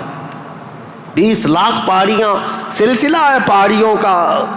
پوری زمین سنگلاخ ہے. پہاڑیاں ایسی نہیں کہ نرم و نازک پہاڑیاں جس پر میوہ اگتے ہوں، بڑے بڑے درخت اگتے ہوں، نہیں، پتھروں کی پہاڑیاں ہیں، کالے کالے پتھر. بعض پہاڑیاں تو ایسی ہیں جو آتش فشاں ہیں، یعنی جو شعلے اگلتی ہیں، آگ اگلتی ہوئے پہاڑیاں موجود ہیں. عرب کی سرزمین ان پہاڑیوں سے بھری ہوئی ہے. اور ندی کے نام پر کوئی ندی نہیں. پانی کی قلت بہت کثرت سے، اگرچہ 3 طرف سے سمندر ہے لیکن زمین ایسی خشک ہے کہ عرب میں کوئی سرزمین پر سبزہ نہیں اگتا تھا، کھیتی باڑی نہیں ہوتی تھی. بارش کا حال یہ ہے کہ سال میں اگر 2-4 دن آ گئی تو ٹھیک ہے. ہمارے ہاں تو باضابطہ موسم چل رہا ہے، وہاں موسم آیا ہی نہیں کرتا، کبھی بوندا باندی ہو گئی. یہ برسوں سے ہے. عرب کی سرزمین خشک ہے اور ہوا اور وہاں کی فضا کے اعتبار سے نہایت ہی گرم مانی جاتی ہے، گرم مانی جاتی ہے. آج اس سال ہم لوگوں نے حج کی سعادت جو حاصل کی، عرفات کے میدان میں 48 ڈگری چل رہی تھی گرمی. 48 ڈگری کی گرمی میں حاجیوں نے حج ادا کیا ہے. ہمارے یہاں 37 ڈگری 38 ڈگری آ جائے تو ہا ہو کرتے ہیں اور ہم باہر نکلنے کو پسند نہیں کرتے. وہاں 48 ڈگری میں بغیر چھت کے حجاج کرام حج کرتے رہے. اسی لیے عربوں کی سرزمین جو ہے نہایت گرم مانی گئی ہے. سرزمین پتھریلی اور زمین سوکھی، سبزہ نہیں اگاتی، بارش نہیں آتی، اوپر سے گرمی اتنی پھینکتا ہے سورج، چلچلاتی ہوئی دھوپ. اس فضا کا اثر طبیعت پر ہوتا ہے. آپ یہ سوچ رہے ہوں گے کہ یہ ویدر بتانے کی ضرورت آج کیا ہے؟ ضرورت ہے. موسم کے اعتبار سے انسانوں کی طبیعت میں فرق آتا ہے. جیسا موسم ہوتا ہے انسانوں کی طبیعت میں اثر پیدا ہوتا ہے. زمین کا بھی اثر ہوتا ہے، مٹی کا اثر ہوتا ہے، موسم کا اثر ہوتا ہے. عرب میں کثرت سے پہاڑیاں، سخت قسم کے پتھر، آج کی ہائی ٹیکنالوجی کے بڑے بڑے بلڈوزر لگ جاتے ہیں، مہینوں تک کھودتے ہیں تو تھوڑا بہت حصہ بھی کٹ نہیں پاتا. ہم تو تقریباً 10 سال سے ایک پہاڑ کو کھودتے ہوئے دیکھ رہے ہیں، ابھی بھی عرب میں وہ کھود ہی رہے ہیں بلڈوزر. جبکہ ان لوگوں کے ہاں ٹیکنالوجی ہمارے ہاں کی طرح کی نہیں ہے. روڈ بنانا ہے تو رات کے وقت آپ گزر رہے ہوں 1 کلومیٹر روڈ، صبح فجر میں دیکھیں تو تیار رہتا ہے اتنے فاسٹ. لیکن پہاڑیوں کو کھودنے کے لیے آج بھی، آج کے ہائی ٹیکنالوجی کے دور میں بھی وہ پہاڑیوں کو ہلا نہیں پاتے. سخت قسم کے پتھر، سخت قسم کے پتھر، زمین سبزہ نہیں اگاتی، بارش نہیں آتی، موسم برساتا نہیں، سورج جھلسا دینے والی گرمی پھینکتا ہے. یہ سب کا اثر طبیعتوں پر بھی ہوتا ہے. اس کی وجہ سے عربوں کی طبیعت میں خشکیاں، چڑچڑاہٹ، ضدی پن، تکبر، غرور، یہ سب چیزیں تھیں. عرب جلدی کسی چیز کو ایکسیپٹ نہیں کرتے. اور اب میں آپ کو یہ بھی بتا دوں کہ عرب کو عرب کہتے کس لیے تھے، عرب یہ نام کیوں پڑا تھا اس کا. یہ انسانوں کی طبیعت کے حساب سے میل کھاتا ہے، اس لیے میں عرض کر رہا ہوں عرب نام کیوں رکھا گیا. عرب کس کو کہتے ہیں؟ لفظ عرب، عین را با، یہ عربی میں لفظ جو ہے اس کا میننگ ہوتا ہے اچھی زبان رکھنے والا، فصیح اللسان جو آدمی ہے عرب کہتے ہیں اس کو. یہ عرب اپنے آپ پر اتنا غرور رکھتے تھے، وہ کہتے تھے کہ پوری دنیا میں اگر سب سے اچھی زبان ہے تو ہماری ہے، باقی کو عجم کہتے ہیں. عجم کا مطلب ہوتا ہے گونگا، وہ ہم سب کو گونگا کہتے ہیں. سارا عجم ہے، عرب کو چھوڑ کر کے جتنا ہے وہ سب عجم ہے. فارس عجم ہے، ہند عجم ہے، افریقہ عجم ہے، امریکہ عجم ہے. عجم کا مطلب گونگے. عرب لوگ اپنے آپ کو صرف زبان والا کہتے اور باقی پوری دنیا کو گونگا سمجھتے تھے. تو یہ نخوت جو تھی، یہ بڑاپن جو تھا، یہ تکبر جو تھا، وہ وہاں کے موسم کے اعتبار سے پتھریلی زمین کی وجہ سے ان کی طبیعتوں میں گھر کر گیا تھا، جلدی ایکسیپٹ نہیں کرتے. ایسے سخت دلوں کے اندر اور ایسے سخت قوم کے اندر اسلام کا نور ظاہر کرنا یہ کوئی عام بات نہیں تھی، عام بات نہیں تھی. اللہ رب العزت کی مصلحت اور اس کی حکمت بالغہ کو دیکھیں. اللہ کریم نے اپنے آخری رسول کے لیے جو زمین منتخب فرمائی وہ افریقہ کی سرزمین نہیں تھی، نہ ہی کوئی ہند کی سرزمین، نہ یورپ کی سرزمین، بلکہ عرب کی سرزمین کو منتخب کیا گیا. اس لیے مجھے زمین کا جغرافیہ بتانا ضروری ہے کہ یہ لوکیشن کے اعتبار سے بیچوں بیچ میں آباد ہے، پوری دنیا کا سینٹر کہلاتا ہے. اس لیے کہ یہاں سے روشنی نکلے تو پوری دنیا میں پھیلے. یہاں سے نکلا ہوا ابر ہر زمین پر بارش بن کر کے برسے گا، اور برسا بھی. اللہ کریم نے مکہ مکرمہ کی سرزمین کو منتخب فرمایا. طبیعتیں کیسی تھی، اکھڑ مزاج لوگ تھے، ان کے درمیان میرے آقا کو پیدا کیا. اللہ نے اور رسول کریم صلی اللہ تعالیٰ علیہ وسلم جس دن پیدا ہوئے یہ بی بی آمنہ کا گھر تھا، اور رسول کریم صلی اللہ تعالیٰ علیہ وسلم یتیمی کی حالت میں پیدا ہوئے ہیں، باپ نہیں ہیں، ماں پرورش کرتی رہی۔ عربوں کے رواج کے اعتبار سے دادا کی شفقت بہت زیادہ تھی اپنے پوتے پر، کیونکہ بیٹے عبداللہ بہت محبوب نظر تھے، بڑے پیارے تھے، لیکن جب جوانی میں انتقال کر گئے تو حضرت عبد المطلب کو اس کا بڑا صدمہ تھا کہ میرا سب سے محبوب بیٹا عبداللہ مدینے میں انتقال کر گیا، تو اپنی بہو حضرت آمنہ اپنے پوتے حضور اکرم صلی اللہ تعالیٰ علیہ وسلم کی پرورش میں جی جان لگا دیا، اتنا لگا دیا۔ آپ کو پتہ ہے میرے آقا صلی اللہ تعالیٰ علیہ وسلم کا نام پاک آج کروڑوں مسلمانوں کی آنکھوں کا تارا ہے۔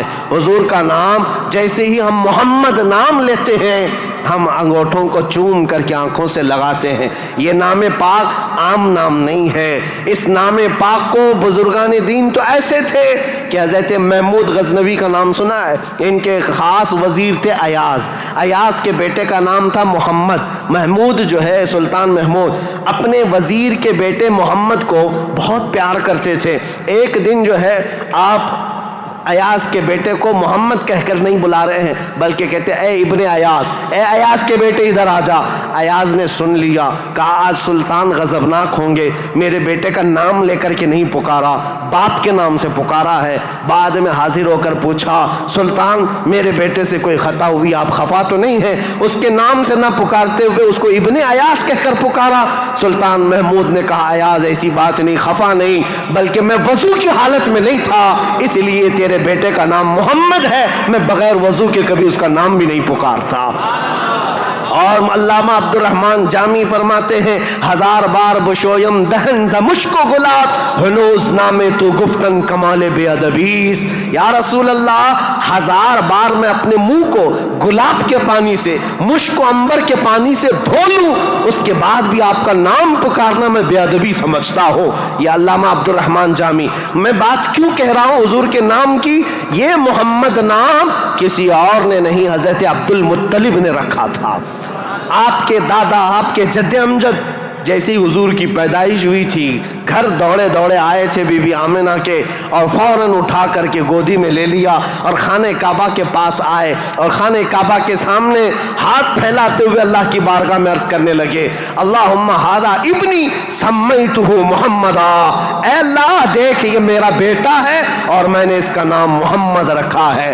عرب کے بہت سارے لوگ وہاں موجود تھے، یہ نیا نام تھا ان کے لیے۔ عرب میں جو نام رکھے جاتے ہیں وہ باپ داداؤں کے نام پر چلتے ہیں، وہاں پر نئے نام نہیں رکھتے، خاندانوں کے اپنے خود پرسنل نام چلتے رہتے ہیں، پرٹیکولر نام ہوتے ہیں وہی نام رکھے جاتے ہیں۔ حضرت عبد المطلب نے نیا نام رکھا تھا تو عرب کے بہت سارے قبیلے آئے اور پوچھا یا عبد المطلب لم سمیتک ابنی ابنک ھذا محمدا، اے عبد المطلب آپ نے لم سمیت ھذا محمدا، کیوں آپ نے اس کا نام محمد رکھا ہے؟ تو حضرت عبد المطلب مسکرائے اور کہا تمہیں پتہ ہے محمد کا نام کا مطلب کیا ہے، محمد کے میننگ کیا ہے؟ کہا محمد کہتے کسے ہیں؟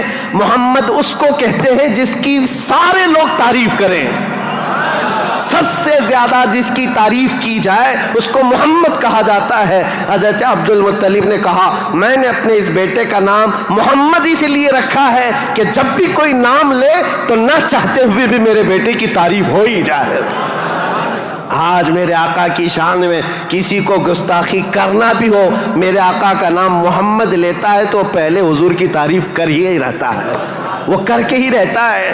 عزیزان گرامی وقار، حضور اکرم صلی اللہ تعالیٰ علیہ وسلم کو حضرت عبد المطلب نے بڑی شفقت دی۔ عرب کے مشہور قانون اور وہاں کے دستور کے مطابق کہ عرب لوگ اپنے بچوں کی حفاظت کے لیے، یعنی ان کی زبان کی حفاظت کے لیے دیہاتوں میں بھیجتے تھے کہ ان کی زبان محفوظ رہے۔ شہروں کی زبان جو ہے مکس ہو جاتی ہے، جیسے ممبئی کی زبان اس کا کوئی اتا پتہ نہیں ہے، اس میں یو پی بھی ملا ہوا ہے اور راجستھان بھی ہے، گجراتی بھی ہے، کرناٹکی بھی ہے، سب ملا کر کے مکس ہو گئی کیونکہ ہر جگہ کے لوگ یہاں پر موجود ہیں۔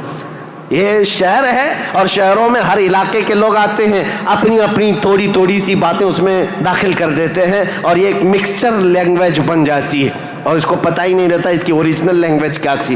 مکہ ایسا تھا کہ ہر جگہ سے لوگ آتے تھے، حج کے لیے آتے تھے اور کئی کئی مہینے رہتے تھے۔ تو کچھ لوگ عربی جانتے نہیں تھے، کوئی فارسی اس میں داخل کر دیا، کوئی الگ زبان عبرانی داخل کر دیا، سریانی داخل کر دیا۔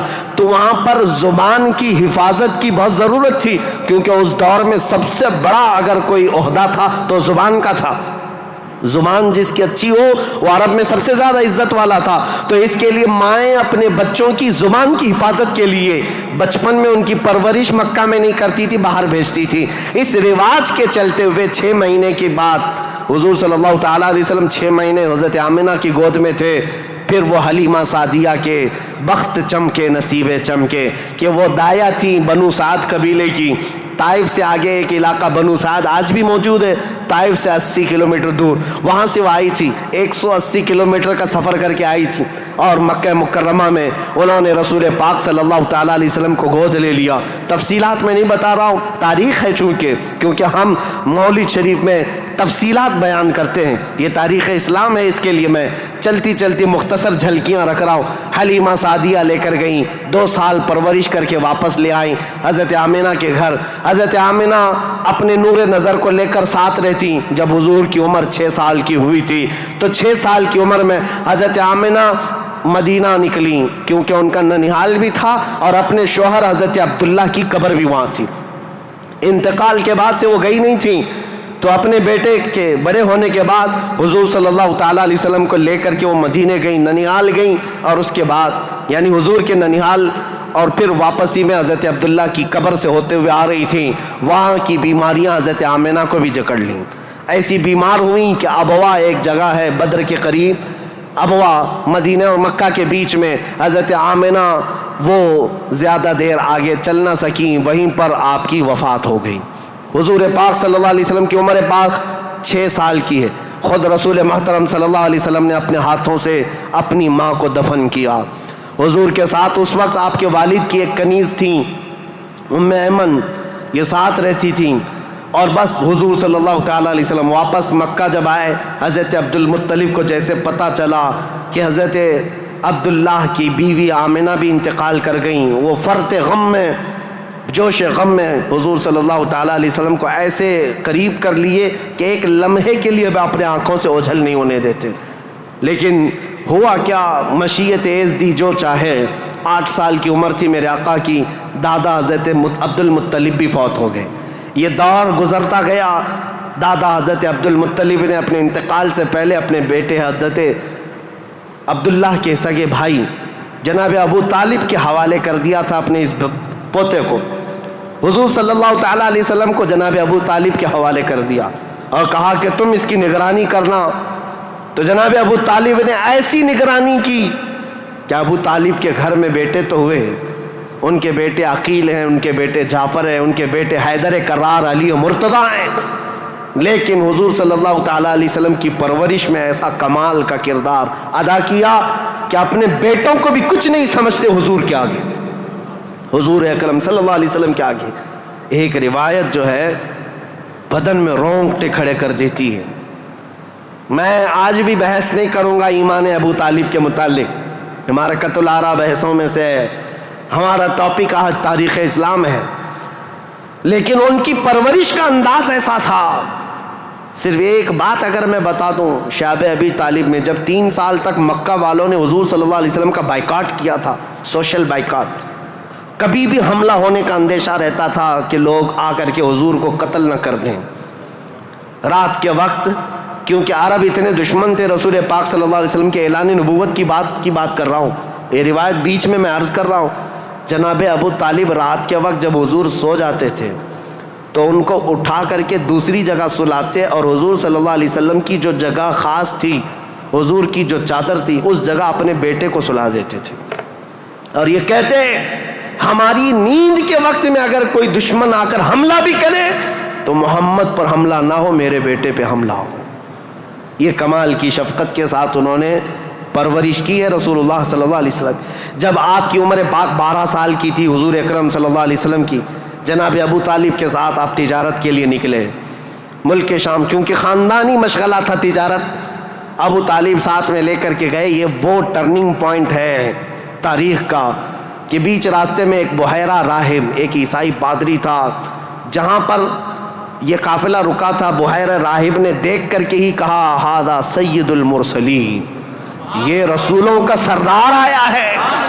عیسائیوں نے پوچھا تمہیں کیسے پتا؟ کہا میں نے ان کو دیکھا، یہ 12 سال کی عمر کے، جب یہ آ رہے تھے رات کے وقت پہاڑوں کے اوپر سے اتر رہے تھے، میں نے دیکھا کہ سارے پہاڑ سارے جتنے بھی درخت ہیں وہ اس 12 سالہ لڑکے کے لیے سجدے میں گرے ہوئے ہیں. اور میں نے دیکھا کہ دن میں یہ جب چلتے ہیں تو سورج کی روشنی ان پر نہیں پڑتی، بادل کا ایک سایہ ان کے اوپر سایہ بنائے ہوئے چلتا ہے، بادل کا ایک ٹکڑا سایہ بنائے ہوئے چلتا ہے. یہ بحیرہ راہب نے ابو طالب کو بلا کر پوچھا یہ کون ہے؟ کہا میرا بھتیجا ہے. کہا میری ایک بات سن لو، اچھا ہوگا کہ تم ان کو ملک شام مت لے جانا، وہاں یہودی ہیں، وہ ان کے قتل کے در پہ ہو جائیں گے، کیونکہ وہ اس انتظار میں ہیں کہ آخری نبی ان کے خاندان میں پیدا ہوگا. یہ تو تمہارے خاندان کا نصیبہ ہے، اگر تم لے جاؤ گے تو یہودی قتل کر ڈالیں گے، تم یہیں سے ان کو واپس مکہ لے جاؤ. جناب ابو طالب گھبرا گئے، ڈر گئے. کہا کہ میں اپنے اس بھتیجے کو ملک شام نہیں لے جاؤں گا. بیچ راستے سے ہی رسول پاک صلی اللہ تعالیٰ علیہ وسلم کو لے کر وہ مکہ واپس آئے. یہ وہ بشارت تھی، 40 سال کے بعد حضور نے اپنی نبوت کا اعلان فرمایا، لیکن خبریں تو 12 سال سے ہی مشہور ہو چکی تھیں، خبریں ہو چکی تھیں. بحیرہ راہب نے یہ کہا. اس کے بعد حضور پاک صلی اللہ تعالیٰ علیہ وسلم تجارت کو اپناتے رہے. جب آپ کی عمر پاک 25 سال کی تھی تو مکہ مکرمہ کی ایک معزز خاتون، بڑی مالدار خاتون تھی، حضرت خدیجہ، جن کے 2 شوہروں کا انتقال ہو چکا تھا. اب وہ کسی سے شادی کرنے کے موڈ میں کبھی نہیں تھی، لیکن وہ بڑی مالدار تھیں. انہوں نے اپنا مال تجارت کسی کو دے کر کے انویسٹ کروا کر کے تجارت کرواتی تھیں. جب ان کو پتہ چلا محمد صلی اللہ علیہ وسلم بڑے امانت دار ہیں، بڑے ہی دیانت دار ہیں، تو اپنا مال ان کو دیا اور کہا کہ تم تجارت کرو اور نفع کما کر کے لے آؤ. رسول پاک صلی اللہ علیہ وسلم ان کا مال تجارت لے کر ملک شام گئے اور اتنا نفع ہوا اس مال میں. واپس جب آ رہے تھے تو حضرت خدیجہ کا ایک غلام میسرہ تھا. حضرت خدیجہ نے کہا تھا میسرہ تم ہمیشہ محمد پر نظر رکھنا، دیکھتے رہنا یہ کیسی کیسی تجارت کرتے ہیں، کتنا نفع کرتے ہیں. اسی لیے نہیں کہ خرد برد ہوگا، اس لیے کہ مدد کے طور پر. جب یہ قافلہ واپس مکہ آ رہا تھا، اب پھر ٹرننگ پوائنٹ ہے یہاں پر. حضرت خدیجہ اپنے گھر کے بالا خانے پر بیٹھ کر کے اپنا نفع شدہ قافلہ جو مکہ میں داخل ہو رہا ہے اس کو دیکھنے کے لیے بیٹھی ہوئی تھی. بڑا گھر تھا، بڑا محل تھا. جب وہ اوپر سے نظارہ کر رہی تھی، وہیں سے دیکھ کر کے وہ گرویدہ ہو گئی کہ اتنی دور سے دیکھ رہی تھی، قافلہ صاف نظر نہیں آ رہا تھا، لیکن چہرہ محمد سب سے زیادہ چمکتا ہوا نظر آ رہا ہے. حضرت خدیجہ کہتی ہے میں نے چاند کو بھی اتنا تیزی سے چمکتے نہیں دیکھا جس طرح ملک شام سے یہ لوٹتا ہوا قافلہ محمد کا چمکتا ہوا چہرہ لے کر آ رہا تھا. حضرت خدیجہ کہتی ہیں عجیب حالت تھی، قافلہ تو تجارت کر کے آ رہا ہے، لیکن میں نے دیکھا اس قافلے کے اوپر جو دھوپ کا وقت ہے اس وقت آسمان کا ایک ٹکڑا، بادل کا ایک ٹکڑا سایہ بن کر کے چلتا ہوا آ رہا ہے. جس طرف محمد جا رہا ہے اس طرف وہ ٹکڑا بھی چلتا جا رہا ہے. آگے پیچھے نہ جانے کون سی مخلوق چل رہی تھی. حضرت خدیجہ کا دل یہیں سے بے قرار ہوا. ملک شام سے تجارت کر کے واپس آنے کے بعد، جبکہ حضرت خدیجہ کی 2 شادیاں آلریڈی ہو چکی تھی، انتقال ہو چکے ان کے شوہروں کے، 40 سال کی عمر ہو چکی تھی، شادی کرنے کا کوئی خیال نہیں تھا.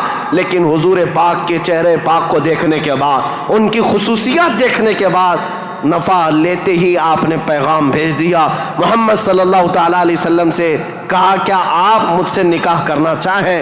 وہ روح محمد صلی اللہ تعالیٰ علیہ وسلم کی گرویدہ خاتون، ان کا پیغام پہنچتے ہی رسول پاک صلی اللہ تعالیٰ علیہ وسلم نے خود سے قبول نہیں کیا، اپنے چچاؤں اور پھوپھیوں کے درمیان اس مسئلے کو رکھا.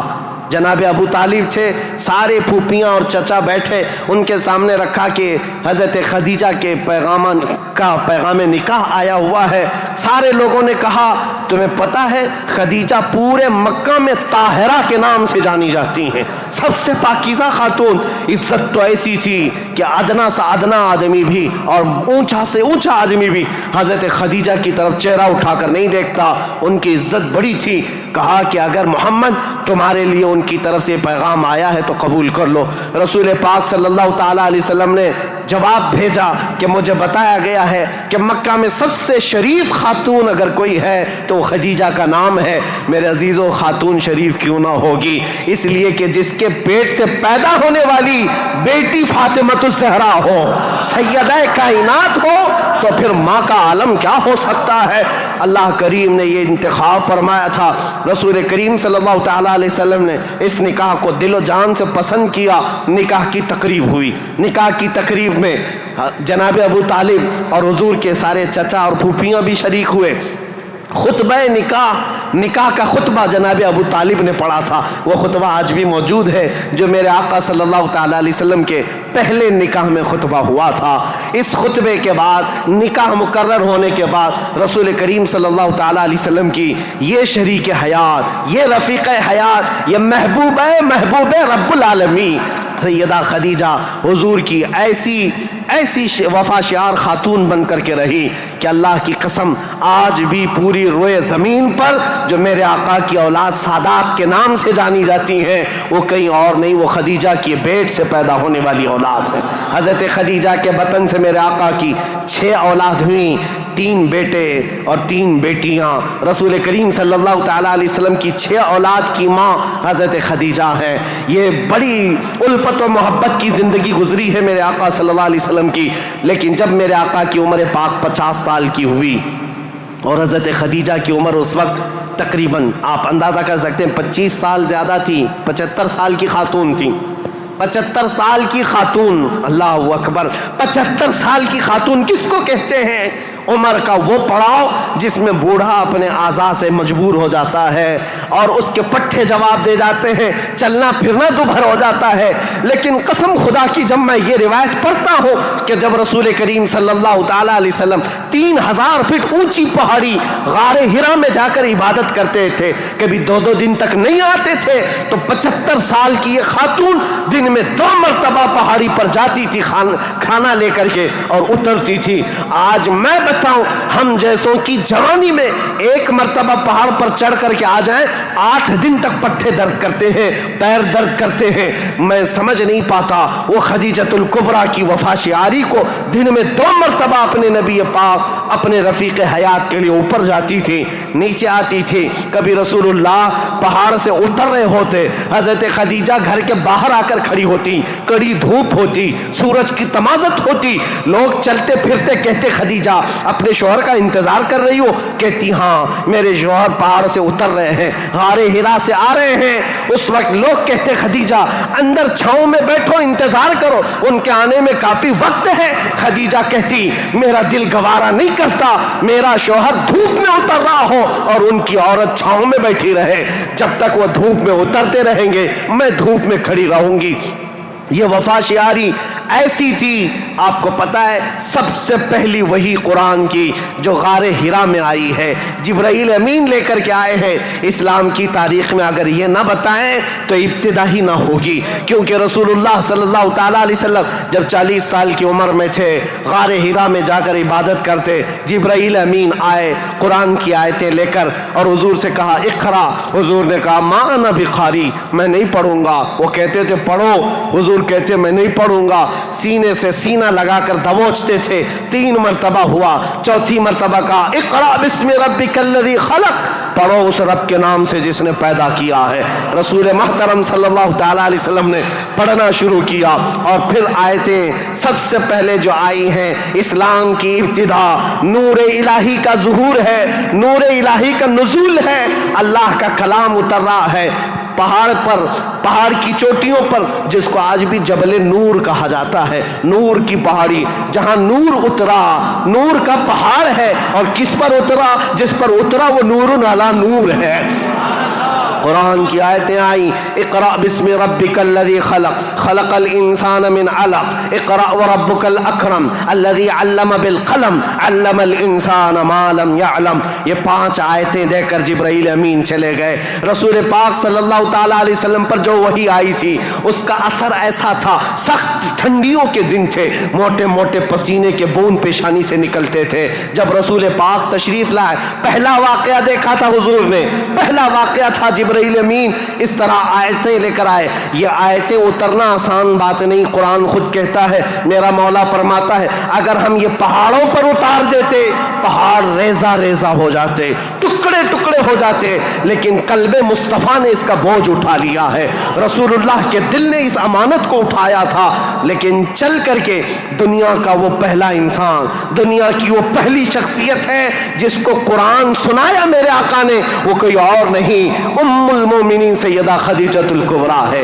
آئے رسول پاک صلی اللہ تعالیٰ علیہ وسلم، گھر آتے ہی فرمایا میرے پاس ایک فرشتہ آیا، سینے سے سینے لگایا اور اس نے یہ آیتیں اللہ کی طرف سے سنائی، مجھے کمبل اڑاؤ، زمیلونی زمیلونی، بار بار کہتے مجھے کمبل اڑاؤ، سخت ٹھنڈیاں لگ رہی ہیں. سیدہ خدیجۃ الکبریٰ کی باتیں یاد رکھو، تاریخ میں آج بھی لکھی ہوئی ہیں. ڈھارس بندھانے والی، تسلی دینے والی، حوصلہ دینے والی خاتون ہو تو زندگی کمال کی ہے. عزیزان گرامی کہتی ہیں اے محمد عربی صلی اللہ تعالیٰ علیہ وسلم، اے اللہ کے رسول، آپ یتیموں کا بوجھ اٹھاتے ہیں، آپ بیواؤں کی مدد کرتے ہیں، آپ کمزوروں کا ہاتھ پکڑتے ہیں، آپ کے ساتھ کبھی برا ہو ہی نہیں سکتا. یہ جو اترا ہے وہ آپ کی بھلائی کے لیے ہے.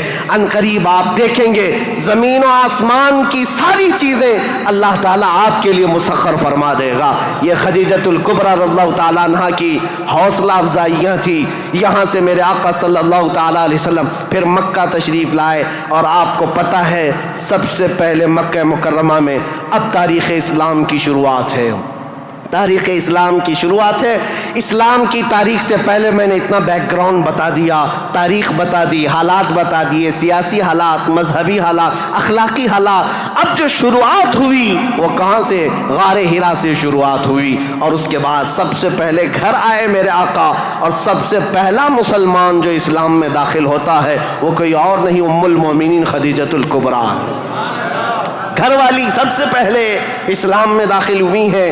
روایتوں کی تطبیق کے اعتبار سے الگ الگ مفسرین محدثین نے بیان کیے ہیں. سب سے پہلے اسلام لانے والوں میں صدیق اکبر بھی ہیں، مولا کائنات بھی ہیں، اور حضرت خدیجہ بھی ہیں، حضرت زید بھی ہیں، حضرت بلال بھی ہیں. سب کی کیٹیگری کے حساب سے ان کو اول درجے میں رکھا گیا. عورتوں میں سب سے پہلے حضرت خدیجہ، بچوں میں مولا کائنات. بہرحال سب سے پہلا جو اسلام شروع ہو رہا ہے وہ حضرت خدیجہ خود کے گھر سے رسول اللہ نے شروع فرمایا، اور اس کے بعد پھر مکہ والوں کو جمع فرمایا. مکہ کے سارے لوگ حضور کی بڑی عزت کرتے تھے، لوگ اپنی امانتیں حضور کے پاس رکھتے.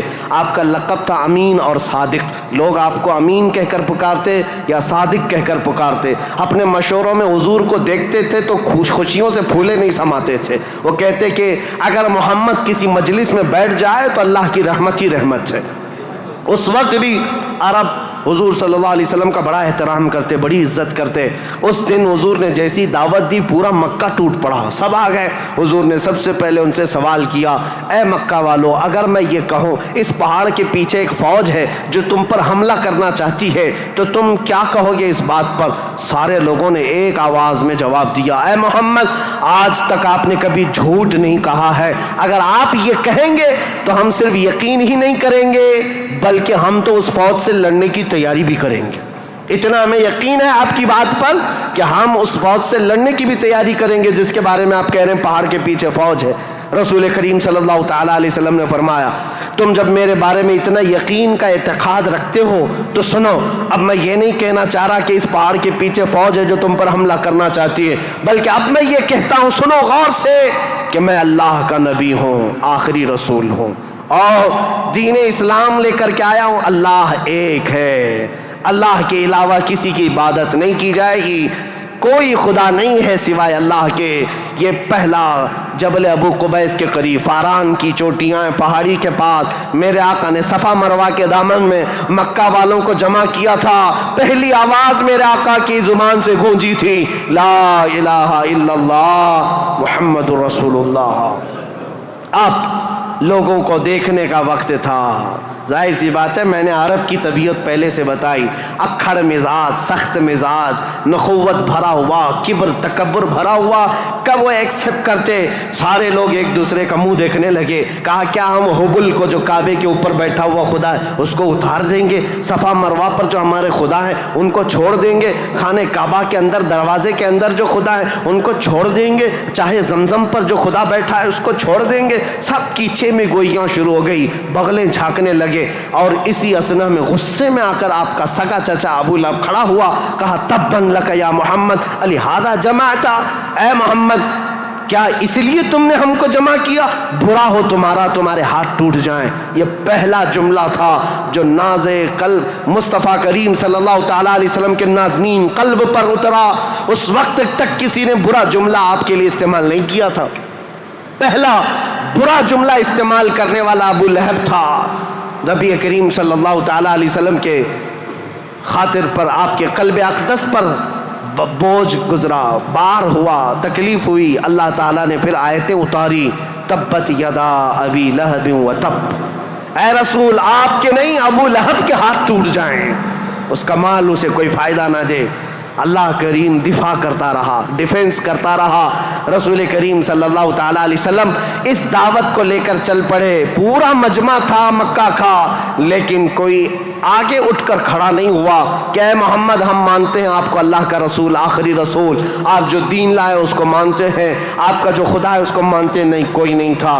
لیکن بات اتنی ہے، اس مجمع سے ابھی میرے آقا ہٹے نہیں تھے۔ 9 سال کا ایک بچہ حضور کے قریب آیا، پتلی پتلی ٹانگیں تھی، آنکھوں میں آشوب تھا، آنکھیں رس رہی تھیں، لال ہو چکی تھی۔ آیا اور قریب آ کر کہا، اے محمد عربی صلی اللہ علیہ وسلم، میں آپ کو اللہ کا حقیقی رسول تسلیم کرتا ہوں، آپ کا دین میں ایکسپٹ کرتا ہوں، خدا واحد کی میں عبادت کرتا ہوں۔